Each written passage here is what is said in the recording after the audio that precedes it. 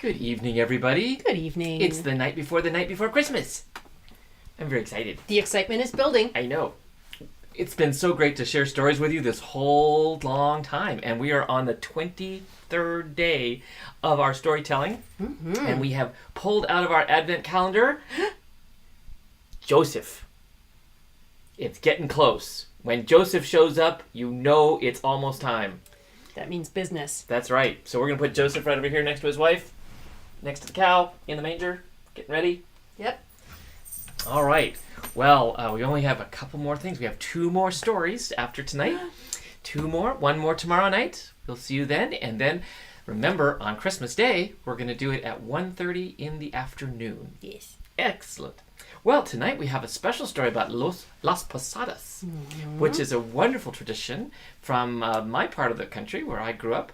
And what happened back then was my parents always had a party where we had, not a posadas, but we had farolitos, the little lanterns, the paper sacks. Mm-hmm. So that was always an important part of my growing up. And this story comes from the Southwest, from New Mexico and southern Colorado and Arizona. But one of the imagined places it came from is from the very place that this little carving is. And we're going to have a story tonight about a little burro. Mm-hmm. Yes, I have a little burro in there, but this one was carved by Jorge Lopez in the town just north of Santa Fe, New Mexico. Look at its face. I know, and I got it when I was about maybe 5 years old. Aww. So I've had this little burro, for a long time. You have a special ornament to put on the tree too, don't you? I do too. I also have a burro. Yay! So we have a little piece green and pink on the other side. Oh, fantastic. Well, we will put them on the tree. We will. Meanwhile, this story is by Tomie dePaola, and one of our favorite children's authors and a wonderful, wonderful illustrator. So come with us to book camp and we will tell the story of the Night of Las Posadas. For people who don't know, Posadas means an inn. Posada is an inn. And Las Posadas is the tradition of going door to door. People dress as Joseph and Mary. Mm-hmm. And there's these devils who try to keep them from the inn. And at the last inn, everybody gets in and has a big party. Mm-hmm. So sometimes it's a procession that takes place over 9 nights. Yeah.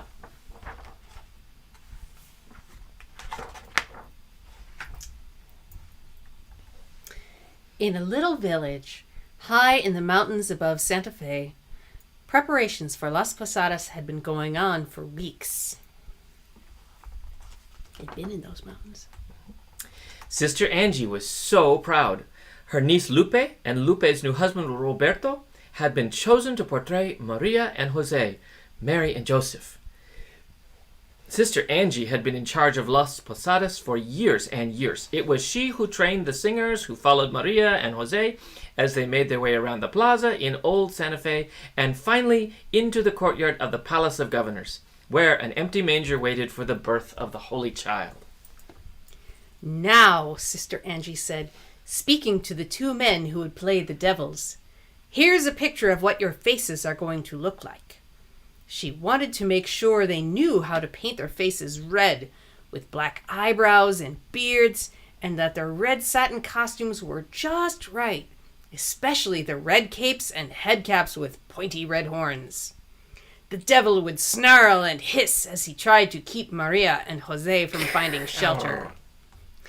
The plaza was so big that 2 devils were needed to rush from balcony to balcony without being seen by the crowd.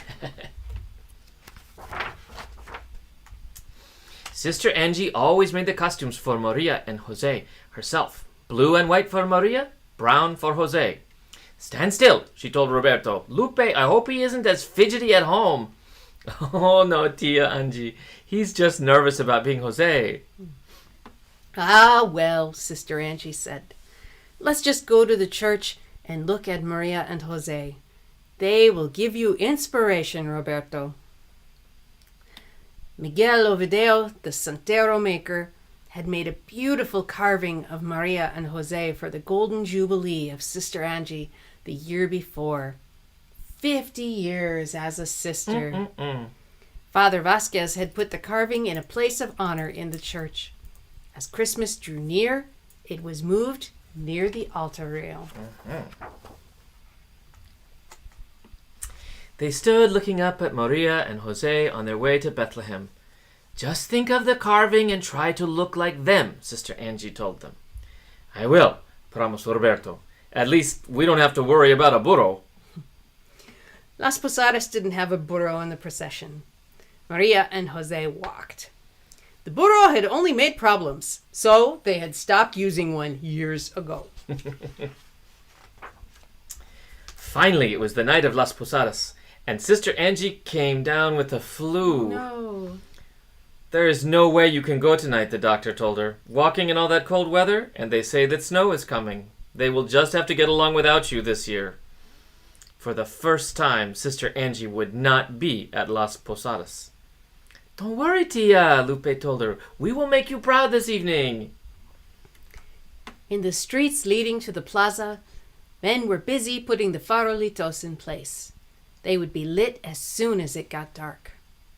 Wood for the bonfire was stacked in the courtyard just off the plaza, ready to be set ablaze when Maria and Jose entered. Well, one of the men said, it looks as if it will be a white Christmas. Snow is on the way. Even as he spoke, flakes drifted down. But a little snow never stops Las Posadas.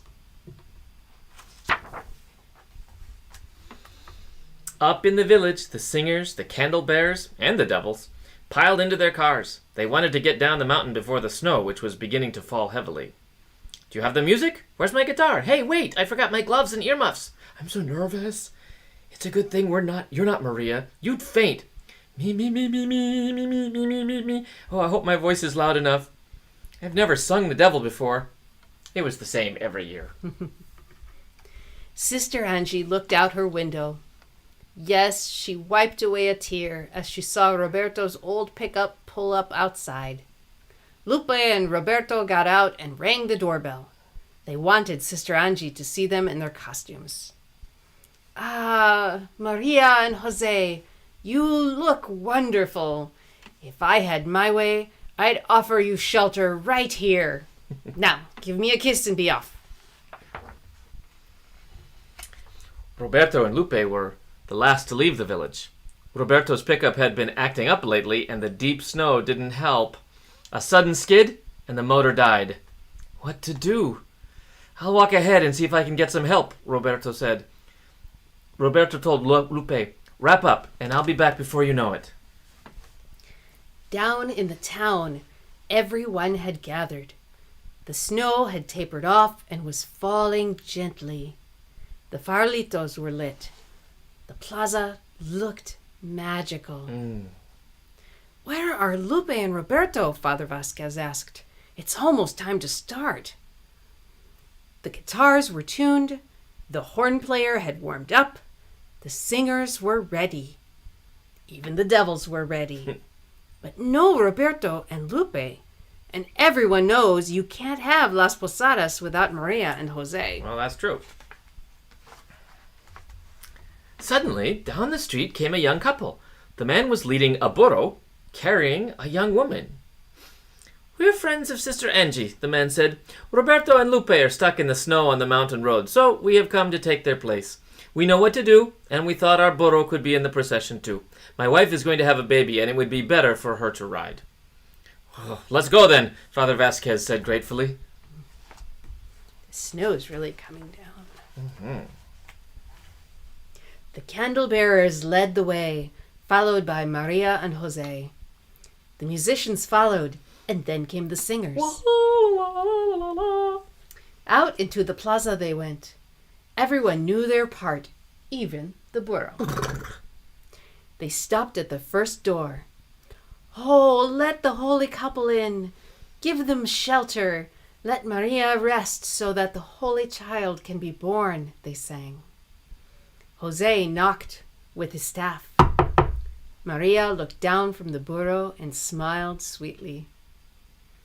But the devil appeared. No, don't let them in, he sang out. Look at them. How poor, how wretched. They have no money. The crowd booed and shouted. Boo!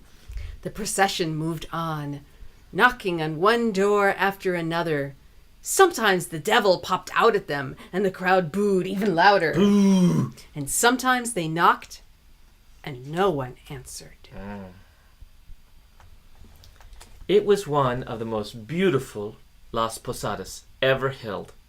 Even the young woman playing Maria was about to be a mother, just like the mother of the Holy Child. Perfect. They reached the gates of the courtyard, and once more they sang, asking to be let in. This time, no devil. The gates opened wide, the bonfire blazed, and everyone rushed in. A little pushing and shoving, but that was all right. Everyone wanted to be near the manger.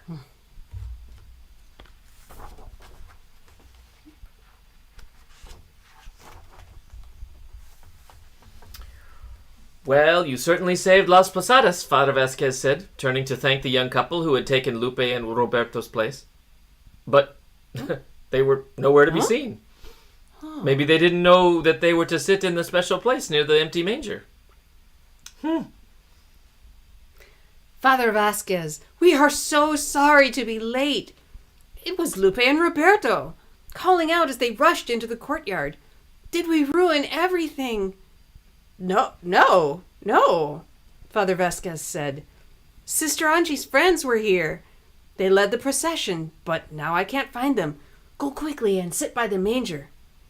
What friends? Lupe whispered to Roberto. I don't know. Sister Angie woke with a start. Las Posadas would be over. Everyone would be having their hot chocolate and cookies now. The villagers would be back in an hour or two. I hope Lupe and Roberto did well, she thought. Sister Angie was feeling so much better. She looked out the window. The snow had almost stopped. Drifts covered the rooftops and the street below. I'll just go over to the church and light a candle, she said to herself. She bundled up and put a key to the church in her pocket. Sister Angie crossed the street and stood in front of the church. Footprints in the snow on the steps led up to the door. She didn't think too much of it. Maybe some turistas? They came at all hours expecting the church to be open. Inside, the church was dark, except for the candle burning in front of the Blessed Sacrament.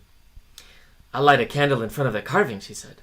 She took an unlit candle, struck a match, and the candle flared up and settled into a steady glow. Sister Angie knelt down and placed her candle in front of the carving. Oh, Maria, oh, Jose, she prayed, eyes closed. My heart will always be open to you, so that the Holy Child will have a place to be born.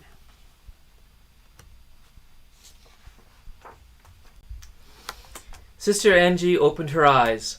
There in front of her, she saw wet footprints leading to the carving. She looked up. The cloaks of Maria and Jose were covered with fresh snow. The end.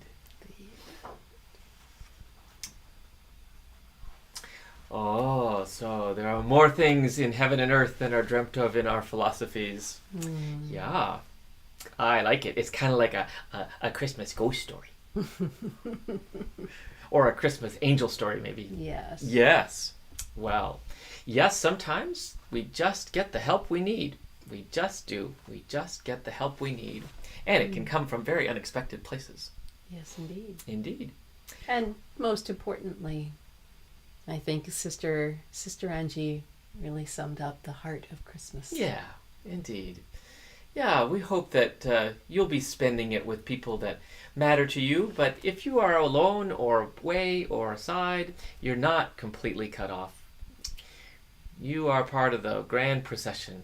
You are part of the room in the inn that's in the side of every and every heart. So we're glad to be part of your story as you are a part of ours. We keep our hearts open so that there will always be a place for Christ to be born. Amen. Well, my friends, we have kept the cat basket open, but the cat is lurking under the bed and prowling around for little bits of something or other. And perhaps we should just go ahead and sing our good night song so that we can all get ready, so that we can be ready to stay up all night and wait for Santa. Tomorrow. It's coming. I hope you got your cookies ready. Did you hang your stockings? No. Have you wrapped my present? No. Okay, there's lots to do. Errol has it. Errol's, That's probably what he's doing right now. He's wrapping your present. Errol's wrapping my... And eating your cookies. That is also true. Well, don't let anybody eat your cookies. But let's sing our good night song. Good night, beloved mine. Good night, sleep well, my dear. Good night, beloved mine. Good night, sleep well, my dear. May cherubim and seraphim watch over you and hover near. Good night, beloved mine. Good night, sleep well, my dear. We'll see you tomorrow night. Have a good night and a good day tomorrow. Just one more sleep. One more sleep.